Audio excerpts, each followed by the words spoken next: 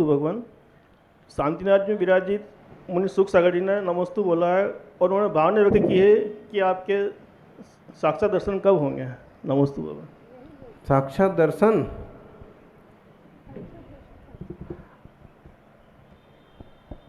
आंखें बंद करो और हो जाते हैं।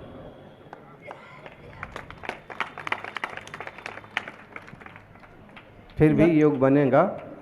ओम नमोस्तु महाराज, नमोस्तु। ये बोलो आचार्य सुनील सागर जी महाराज की जय। महाराज जी, आपकी शोभा मुस्कान से होती है, हर वीर की शोभा बलिदान से होती है। और भक्त की कोरी हो तो क्या काम की, और भक्त की शोभा श्रद्धांजलि से होती है। वाह वाह वाह वाह, क्या बात है। चेहरे की शोभा मुस्कान से होती है, वीर की शोभा बलिदान से होती है। फिजूल के काम करने से क्या फायदा, सच्ची भक्ति तो जिनेंद्र भगवान की होती है। सही है। आप भी ऐसे ही बिल्कुल मुस्कुराते रहें और संयम व्रत लें। ओम। जिनकी भी जिज्ञासा हो जल्दी कर लें, अपने पास 5-6 मिनट और हैं। नमोस्तु महाराज जी। इंसान पैदा होता है उस समय स्वयं रोता है, और जब मरता है तब दूसरों को रुलाता है। आचार्य श्री, ऐसा क्यों? जब पैदा होता है तो स्वयं रोता है, और मरता है ना तब भी स्वयं ही रोता है। दूसरे तो अपने स्वार्थ के लिए रोते हैं, वो किसी को रुलाता थोड़ी है। वो खुद नहीं चाहता है कि मर जाऊं, और जब ऐसा अवसर आता है तो खुद ही दुखी हो करके परेशान होता है, रोता है।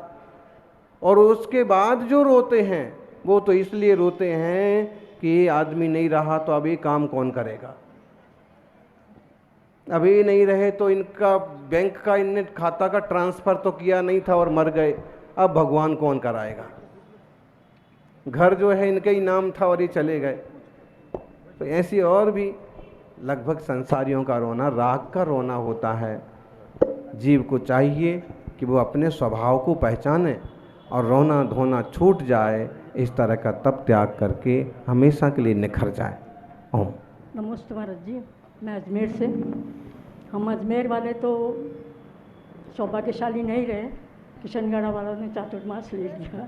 कोई बात नहीं, जो भी है हम यहीं पर ही आके। महाराज जी, प्रश्न है मेरा कि जब ये चक्र मंडल विधान और नंदीश्वर विधान या 10 लक्षण जो भी विधान करते हैं, उसमें प्रतिष्ठाचार्य तो आजकल महाराज आदमियों की भी कमी है मंदिरों में, और प्रतिष्ठाचार्य भी सही मिलते हैं नहीं मिलते। महिलाएं थोड़ा कर लेती हैं, तो उसमें मतलब उस कार्य में या उस बात की सफलता रहेगी या नहीं रहेगी? क्योंकि महिलाएं जैसे 8 द्रव्य चढ़ाना या नवदेवताओं को बुलाना या जो भी है शुरू की क्रिया, मंडप की क्रिया, मंडल की विधान मंडल की क्रिया, तो वो महिलाएं और एक शांति धारा का उच्चारण महिलाएं कर सकती हैं, तो उसमें या पुरुष करते हैं तो उसमें कितना फल या क्या है? ओम। महिलाएं करें पुरुष करें, हमारी नज़र में तो कोई फर्क नहीं है। बस भाव से करें, भक्ति से करें। फिर कहीं कोई रूढ़ियाँ चलती हों, कहीं कोई परंपराएं चलती हों, वहाँ पर वहाँ उस हिसाब से कर लो, ताकि फिजूल के क्लेश पैदा ना हो। और पूजा विधान वगैरह होते हैं, उनमें शुरू से आखिरी तक विधिवत बैठना चाहिए। बहुत कोई ज़रूरी है, अति आवश्यक है, तो भले आप कोई शॉर्टकट रास्ता निकाल के भक्ति करके विसर्जन करके निकल जाएं, नहीं तो कोशिश करें कि पूरा पूरा लाभ लें। और ये आत्मा ना तो स्त्री है, ना पुरुष, ना नपुंसक। आत्मा की दृष्टि से अगर विचार करें तो जीवन में बहुत शांति आए, और जो उस पर्याय की योग क्रियाएं हैं वे तो कर ही लेना चाहिए। ओम।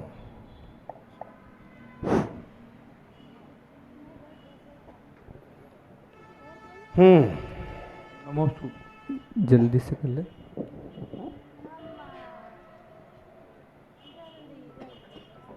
सोनगिरी से भी हमारे बीच में श्रावक गण आए हैं, वो भी आचार्य भगवान का जैसे आशीर्वाद प्राप्त आचार्य करेंगे। कोई व्यक्ति मरणासन अवस्था में है और उसको अपन समाधि मरण आराधना वगैरह सुनाते हैं, तो वो बोलता है अभी हमें नहीं सुनना है, तो इसका गतिबंध का कारण है, फिर उसको कैसा संबोधन दे? नमस्ते आचार्य। बोलो कैसे नहीं सुनना है, हम सुनाएंगे, सुनना पड़ेगा तुमको। अक्सर कर जिसकी दो कारण होते हैं, एक तो संभव है कि आयु बंध खराब हो गया हो और धर्म की कोई चीज़ नहीं रुचे, यहाँ तो ये नमोकार भी न रुचे, एक कारण। दूसरा है कि संभवतः उसको आवाज़ बोझ लग रही हो।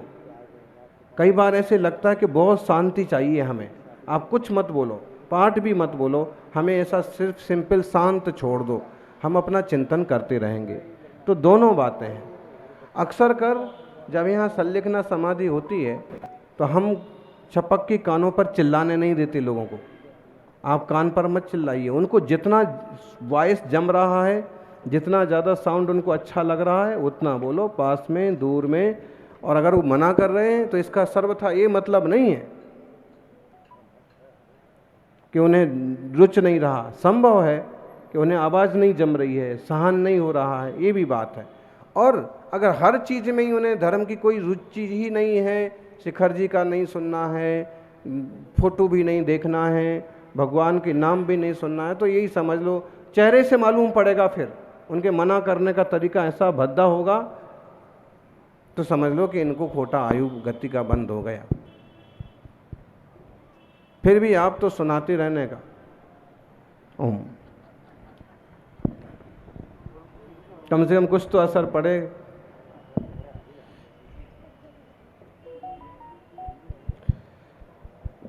ओम। नमोस्तु आचार्य श्री। वहाँ हमारे यहाँ विपरीत परिस्थितियाँ चल रही है, लेकिन जो सुभाष मंत्री है, मेरा भाई है, 2 बार फ़ोन किया, मैं समोशन ले रहा हूँ, तुमको बिठा दूंगा, तुम आ जाओ। तो आचार्य श्री इन्होंने बोला आपका क्यों, हम ही ले लेंगे। मैं 2 बार पहले कर चुकी हूँ ये विधान, और आपके दर्शन पहले बार मौका मिला मेरे को करने का। तो मैं सुभाष को बोली मैं दिवाली बाद आऊँगी, तो बोले नहीं दिवाली बाद बिहार कर जाएंगे। तो आचार्य श्री 2 दिन में टिकट बना के आ गई। तो कौन सा पुण्य का उदय है मेरा जो आपके दर्शन हो गए? पुण्य का उदय के बिना ये सब युग नहीं बनता है। कहाँ मणिपुर, इम्फाल, कहाँ किशनगढ़, 2 दिन में टिकट बन और गया। उसमें भी भाव जोड़ना और लंबे समय के लिए निकलना अच्छी बात है। टिकट तो खैर आदमी का 1 सेकंड में बन जाता है, उसकी तो बात ही मत करो। बैठे बैठे टिकट बन जाता है, बिल्कुल। तो लेकिन भावना और पुण्य के बिना धर्म ध्यान का टिकट नहीं बनता। आपके दर्शन करके ऐसे लग रहा है यही रह जाए ही नहीं। और आचार्य से हमारे मंदिर में है ना, जैसे लेडीज लोग आजकल केसर में चावल डुबो के लगा लेती है, तो उनको बोलते तो बोला आजकल ऐसे ही होता है। लेडीज हैं, लेडीज हैं, सब जगह ऐसे ही कुछ भी करती रहती बोला हैं। आजकल ऐसे ही होता है, तो क्या उनको नहीं बोले कुछ भी? तो आप तो करने दो, लेडीजों को जो अच्छा लगता है करने दो। थोड़ा देखो उनको भी मौका मिलना चाहिए, स्वतंत्र देश है, लेडीजों को भी थोड़ी स्वतंत्रता मिलना चाहिए। इतने बंदिश लगा दिए, लेडीज ही दिखती हैं लोगों को। नहीं, मैं खुद ही लेडीज हूँ आचार्य। हाँ सही है। और महिला समाज की सदस्य भी हो, इसलिए पूछ रही हूँ। अध्यक्ष बनना चाहिए आपको तो, हेल्थ हाइट देख करके। नहीं, हमारे 2 ही में होती है, जैसे एक कोषाध्यक्ष और जगह, और हमको पूछ के ही सब काम करते हैं। चलिए ओम। नमोस्तु आचार्य श्री, नमोस्तु आचार्य कुल श्री, मिला नमोस्तु करके सामंजस्य बना करके चलना चाहिए और एक दूसरे का सम्मान बना रहे। ऐसा नहीं, किसी भी तरह के परिवार हैं सबको निभाना चाहिए, तभी समाज और परिवार चलते हैं। नमोस्तु आचार्य श्री, नमोस्तु आचार्य श्री। आचार्य श्री, मैं जयपुर से आई अभी, लेकिन मेरी विधान में बैठने की भी इच्छा है, लेकिन आज ही आई हूँ मैं, तो क्या मैं विधान में बैठ सकती हूँ, आनंद ले सकती हूँ विधान का पूरा? बिल्कुल, बैठ करके आनंद ले सकते हैं, खड़े खड़े भी आनंद ले सकते हैं। पूजा ऊजा सब। अच्छा। आप तो बस करो। यहाँ के अध्यक्ष और कार्यकर्ताओं ने सब मुफ्त कर छोड़ा है, और आराम से बैठने की भी लंबी चौड़ी व्यवस्था है। नमोस्तु भगवान। दिशाओं का हमारे जीवन पर क्या महत्व है? किसी भी कार्य को करने से पहले हम अच्छी दिशा में बैठकर करना, वह जब हम कोई जाप या स्वाध्याय करते हैं तब किस दिशा में बैठना चाहिए और जिन दिशाओं में नहीं बैठना चाहिए उससे क्या हानि होती है? दिशा का बहुत महत्व पड़ता है। शिखर जी जाना है आपको यहाँ से तो पूरब में ही मुंह करना पड़ेगा। अगर आपने पश्चिम में कर लिया तो शिखर जी कभी नहीं पहुँचेंगे। यहाँ से जाना है शिखर जी, यहाँ से गिरनार जी जाना है तो आपको पश्चिम में मुंह करना पड़ेगा। अगर आपने पूरब में मुंह कर लिया तो गिरनार जी की यात्रा जिंदगी में कभी नहीं होगी। अगर आपको गोमटेश्वर के दर्शन करना है, कुंजवन के दर्शन करना है तो आपको दक्षिण की तरफ मुंह करना पड़ेगा। आपको कुंडलपुर जाना है तो उत्तर की तरफ मुंह करना पड़ेगा। दिशाओं का बहुत महत्व होता है क्योंकि दिशा बदलने से दशा बदल जाती है। वही इंसान एक दिशा पकड़ता है और सक्सेस होता चला जाता है, और वही इंसान दिशा भूल जाता है तो असफलता की ठीकरे उसके माथे पड़ते। सही दिशा में चलेंगे, सही दिशा में पहुंचेंगे। अगर आपकी दिशा संसार की है तो संसार की तरफ बढ़ते जाएंगे, और यदि आपकी दिशा संन्यास की है तो सिद्ध शिला की तरफ बढ़ते जाएंगे। रही चार दिशाओं की बात, तो ये वास्तु शास्त्री लोग आज उस पर बहुत ज़्यादा फोकस करते हैं। वैसे पूरब दिशा सूरज के उदय की दिशा है और उदय हमेशा अच्छा माना गया है। तो यदि आप जीवन का उत्थान चाहते हैं, उदय चाहते हैं, विकास चाहते हैं तो आप पूरब की दिशा में मुंह करके पूजा, भक्ति, पाठ, ध्यान, जाप वगैरह करें। आपका घर का मुंह भी पूरब की तरफ हो, पूरा खुला हुआ हो, ईशान खाली हो, उत्तर साफ सुथरा हो, बहुत भारी ना हो, है ना। अब पूरा वास्तु तो नहीं बताएंगे, लेकिन फिर भी ऐसे ही अगर पूरब मुख नहीं हो पा रहा तो उत्तर में मुंह कर लो, क्योंकि उत्तर जो है कुबेर की दिशा मानी गई है। खासकर विद्यमान 20 तीर्थंकर भगवान विदेश क्षेत्र में विराजमान है और वो भी उत्तर दिशा में है, इसलिए उत्तर में मुंह कर सकते हैं, और वो भी प्रशस्त दिशा मानी गई है। अब रही दक्षिण और पूरब की बात, पश्चिम की बात, तो उनका भी कहीं कहीं उपयोग होता है। आवश्यक हो तो कुछ रास्ते निकाल के उनका भी प्रयोग हो जाता है, लेकिन फिर भी कोशिश करें कि ध्यान, जाप, पूजा, भोजन वगैरह में प्रशस्त दिशा का ही उपयोग हो। और पूरा वास्तुशास्त्र समझना हो तो उसके लिए अलग से समय निकालना पड़ेगा। ओम नमस्ते। राजेंद्र जैन मेरठ से। गुरुदेव, रात में सपना आया कि हमारे घर में एक चीता घुस गया और सारे कमरों में घूमता रहा। फिर मुझे डर भी लगा, वह चीता मेरी तरफ आने लगा तो मैं और अधिक डर गया और मौत को सामने देख रहा था। मैंने नमोकार मंत्र पढ़ना शुरू किया, वह चीता मुझसे 1 इंच दूरी पर रुक गया और फिर इधर उधर घूमने लगा।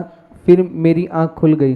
गुरुदेव, मैंने पढ़ा कि सम्यक दृष्टि को भय नहीं होता, तो क्या मेरा डर मेरे मिथ्या दृष्टि होने का प्रमाण है? इस सपने का क्या संकेत है? पक्का प्रमाण है। डरपोक आदमी मिथ्या दृष्टि होगा।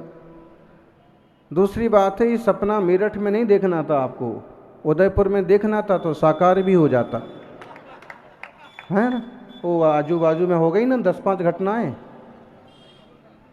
हैं, गोगुंदा तरफ। हाँ, तो सपना ही गलत जगह देखा। रियल लोकेशन पर रियल लाइफ में देखते तो फिर भी एक बात समझ लो कि सम्यक दृष्टि जीव को भी किसी तरह के इस टाइप के असावधानी बस छोटे मोटे भय हो सकते हैं, लेकिन अगर डर ही डर बैठा हुआ है तो समझ लो सम्यक का अभी कोई निर्णय पक्का हुआ नहीं है। कोशिश करें, श्रद्धान बढ़ाएं, और आत्मा मरता नहीं है, शाश्वत है आत्मा।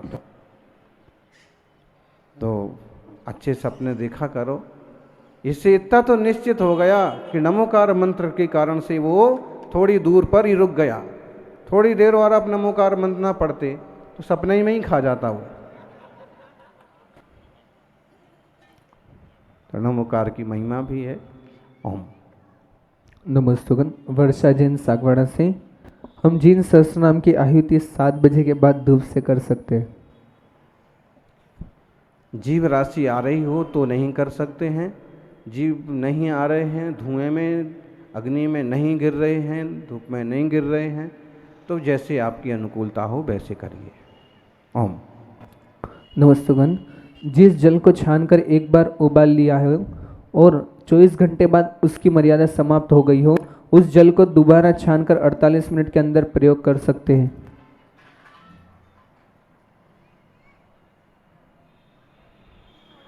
करते तो नहीं हैं, लेकिन एक तरह से अगर छान के किसी रूप में उपयोग कर लिया तो इस संबंध में विशेष पढ़ने में तो नहीं आया है शास्त्रों में। कोशिश करें कि ना करें, फिर भी करना पड़े तो पीने के अलावा किसी और रूप में कर लें। ओम। और किसी का प्रश्न हो? बहुत ज़्यादा प्रश्न है आज जो है ना। पहले दक्षिण भारत से चालू करो। उदगांव, अंकली, कुंजवन के लोग भी हैं, इचल करंजी के लोग भी हैं।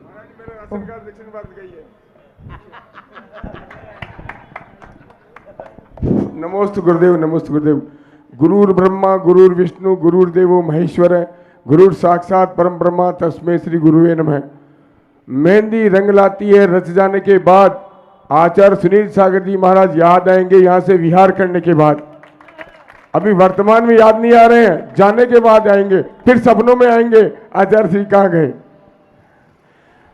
गुरुजी, पूर्व जन्म के पापों का उदय होता है तो कितना भी मेहनत करो, कितनी भी कमाई करो, किसी को सहयोग दो, फिर भी असहयोग मिलता है, विश्वासघात होता है, पैसे डूबते हैं, भाई बंद धोखा देते हैं, व्यापारी धोखा देते हैं। फिर भी गुरु की शरण में जाते हैं, भक्ति करते हैं तो गाड़ी पटरी पे वापस आ जाती है। इसका क्या असर होता है गुरुजी? हम तो 40 साल से इसी प्रकरण में घूम रहे हैं। 4 बार डिरेल हुई गाड़ी, 4 बार वापस सरपट दौड़ने लग गई, लेकिन पुराने कर्मों का कर्जा तो चुकाना पड़ रहा है ना महाराज, इसीलिए डूबते ना। नमोस्तु महाराज। चारुदत्त चरित्र आपने स्वाध्याय किया हो तो एक बड़ा सुंदर चरित्र है चारुदत्त का।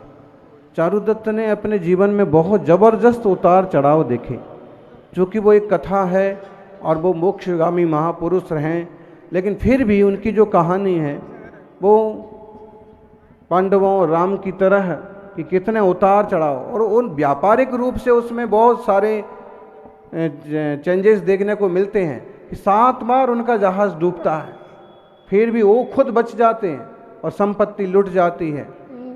कहाँ बहुत सात्विक श्रावक, कहाँ वेश्या की झंझट में पड़ करके अपनी पूरी संपत्ति गंवा देते हैं, फिर कहाँ वो दयावृत्ति फिर भी हमेशा बनी रहती है।